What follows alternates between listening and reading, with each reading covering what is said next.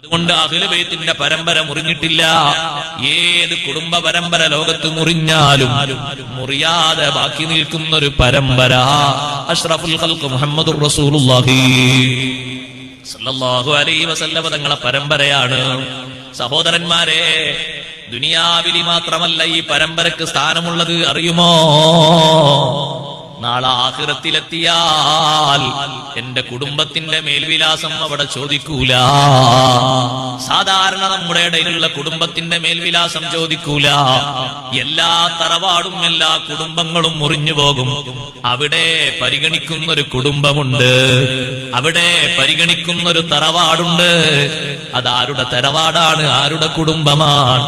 അഷ്റഫുൽ ഖൽഖ് മുഹമ്മദുർ റസൂലുള്ളാഹി സ്വല്ലല്ലാഹു അലൈഹി വസല്ലം തങ്ങൾ പറഞ്ഞു, കുല്ലു ഹസബിൻ വനസബിൻ മുൻഖതിഉൻ യൗമൽ ഖിയാമ ഇല്ലാ ഹസബി വനസബി. എല്ലാ കുടുംബവും എല്ലാ തറവാടും ഖിയാമത്ത് നാളിൽ നിലച്ചുപോകും.